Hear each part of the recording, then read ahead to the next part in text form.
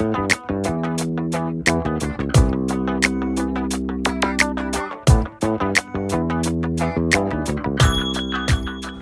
we are at Bailey Central and we're picking up the Rangefinder Capricorn.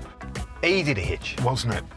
Safety chains on, Yep. We've got the 12-pin trailer plug. When it comes to hitching up caravans, Tim, it really doesn't get any easier than with this Bailey. Well, mate, I reckon we're hitched up.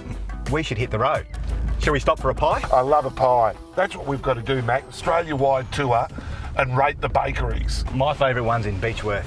See, I like the Goulburn Bakery. I reckon that there's a great bakery in Goulburn, just shy of the McDonald's on the hill, and Mansfield Bakery. Mansfield Bakery, okay. Oh yeah, they do a great pie called the Ned Kelly. Okay. Oh yeah, it comes with a little tin hat. So this van, it weighs a shade over 2 tonne when it's empty, so its tear weight is just over 2 tonne. Yep. And it has a payload capacity of just over 500 kilos, so the ATM is 2.5 tonne, Timbo. Okay. But the thing about this van is that you can upgrade the chassis and have a ATM of 2,800 kilos. So that gives you a really significant payload capacity, so that when you're going on that big lap of Australia with this van, Yep. you've got all that capacity that you need to take all that gear with you, Timbo.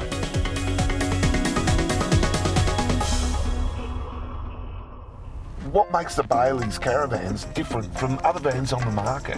For me, Timbo, it really is the weight of the van. You take another 27 plus footer and it would probably be another 500 kilos heavier than what this Rangefinder Capricorn is. And they achieve this in a number of ways.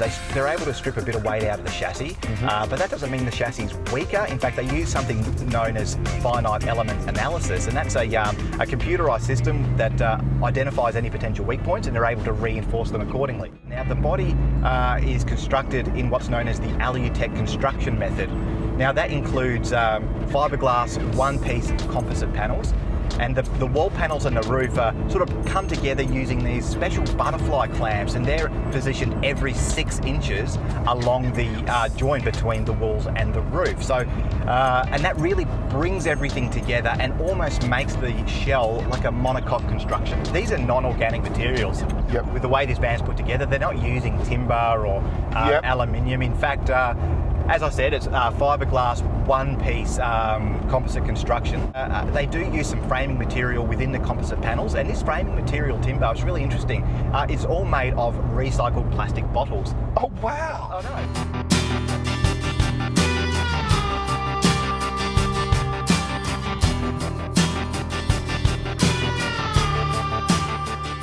Time for a coffee break, Max, and let's take this opportunity for you to go through what you like and don't like about the Capricorn. Well designed in the 2 compartments, and I'm talking about the 2 compartments being basically your eating area down our end now, and then of course you've got your bedroom at the other end. That's the luxury of space, isn't it? I mean, you've got you, your partner, you've got all that amazing space on the inside. I love that rear club lounge with those all-round windows. You've got the 2 windows at the back, and it really just brings the outside in. And like the storage bins are big. Yep, tunnel boot storage.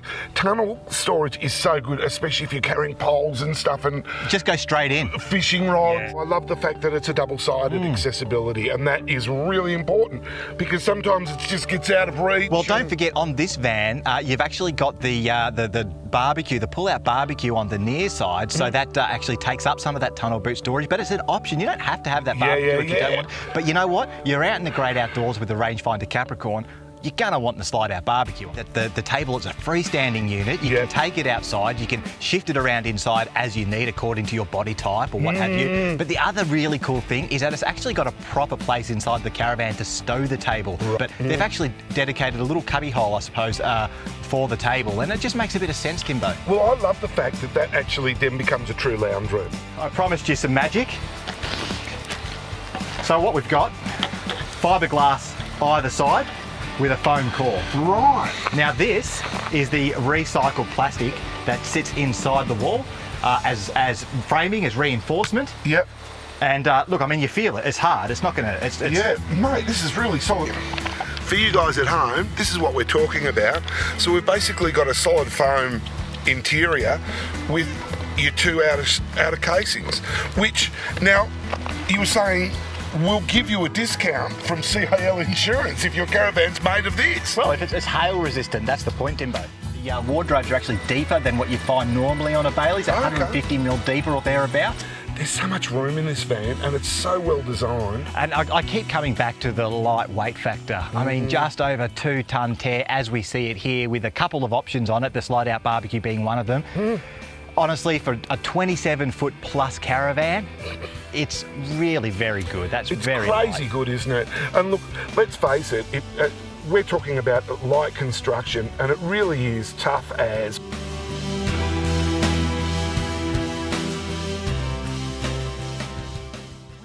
Let's face it, on a lot of vans, this is dead space. It's basically a blank wall. But on this caravan, it has a window that stretches from basically bottom here all the way round over the top, over the lip of the van itself. So you are just bathed in light and it just fills the caravan with this amazing light. It's great. It's a great design feature. They do make their own water tanks, and it's kind of interesting because they've got their own internal baffles, and the water tanks are apparently also beveled. That means that they can squeeze in every last drop of water. But what I really like the baffle idea, so that if your tank's only half full, the water's not going to slosh about. If you've got like half a tank of water in the back of your van, is it going to actually upset your towing? Look, the general advice is to travel with your tanks full. Yep. And it is for that very reason. You might have 50 kilos of water sloshing about, and that could potentially upset the towing dynamics. Oh, and you know what else I noticed, Timbo, is the vacuum cleaner, an onboard vacuum cleaner. How cool is this? Mate, you don't have to sweep your van anymore if you don't want to. I think that is actually a really, really smart idea, and the only other van that I've seen that on was a 1960s Winnebago American. Another reason this van is quite light is the internal furniture they use. They specifically use a lightweight ply. And it's the way it's set up too, Maxie, because I really like the fact that they've got the bed down one end, all the seating area down the other. Yes. So, and all the heavy stuff, like your kitchen area and straight over the axles like it should be. Absolutely. So we're on the Hume Highway, Timbo. I'm sitting on 90, and the van feels really steady. Yep. I'm not experiencing any side sway, no sort of up and down movement on the tow bar. It's not going to be bothered by this dirt road at all. No, the dirt road we just turned on. No. This is certainly not an off-road van, but I'm telling you, it's not averse to a little bit of rough stuff. So Timbo, we finished up for the day. We've arrived at our campsite. What did you think of the Bailey Rangefinder Capricorn? Look, as a van, I think that it is big, waterproof. I think it's roomy and it's light inside. I think that it's got a great big fridge, and I think that it's got really roomy shower recess, really roomy bathroom. It's built for someone like me. Now, I know you love that big sky gazer window, but I really like those wraparound windows at the club lounge. And another highlight for me, Timbo, with this van is the lightweight construction, the fact that it's over 27 foot end to end, and yet it only weighs a shade over 2 tonne as we see it here, with a couple of options fitted. Another thing that I really like is the fact that if you wanted to, when you were having the van built, you could upgrade the chassis so that you got that 2,800 kilo ATM, which just gives you that extra payload for the big lap. Equally important though is the fact that if you do upgrade your ATM, just make sure that your 4-wheel drive is up to the task. Fair enough. Well, I'd say if you're looking at a van, you're looking at travelling a long distance with somebody else involved, I'd have a look at the Bailey's Capricorn.